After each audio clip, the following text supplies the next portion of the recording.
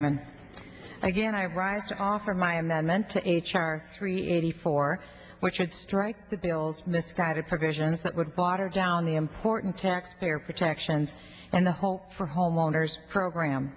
When the majority created this program, Mr. Chair, 3 months ago, it was not that long ago, Mr. Chair, they promised that it would help a lofty 400,000 families who are behind on mortgage payments and possibly facing foreclosure. This was a worthy goal, Mr. Chairman, but it seems that the majority created a government program for which there's been very little public demand. With little over 300 applications in the pipeline, it's clear this program has been an enormous waste of time, of energy, of money, and of other taxpayer resources. Just 12 days ago, Mr. Chair, as of January 3rd, 2009, the Hope for Homeowners program, which cost taxpayers $300 billion, can be credited with helping not 400,000 families, just 13 families actually refinance. So what will the majority do? How far will they go to prove that their failing program is a success and not a boondoggle? Unfortunately, Mr. Chair, today we're seeing the answer before this body. My Democrat colleagues are willing to strip out the essential taxpayer protections in an effort to spur more participation in this program. And, Mr. Chair, we're talking about taxpayer protections which were already weak at their very best light. In the underlying bill, they are virtually non-existent. The people who will benefit, the participants, will no longer be required to pay any upfront premiums. In other words, Mr. Chair, they'll have virtually no skin in the game, which were originally required to help sustain this program. The annual premiums are even significantly decreased under H.R. 384, and in fact, the Federal Housing Administration is given the authority to waive them all together whenever they see fit. These two mechanisms were common sense, were regularly touted, with all due respect, by our Chairman Frank and other supporters of Hope for Homeowners as important safeguards to protect the taxpayers when the program was established. We agreed to that, and yet today they seek to eliminate those protections from Title V.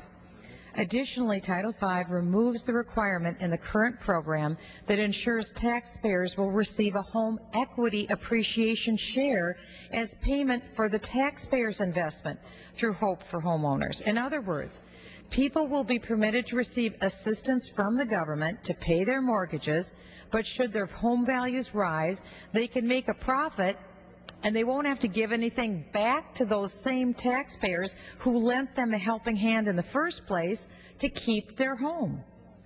Our chairman again explained this issue best once upon a time when our chairman stated, "You're not going to get a program approved that helps people refinance loans on their homes and then allows them to turn around the following year and make a profit on that home." However, that's exactly the direction that the bill before us, H.R. 384, takes for this program.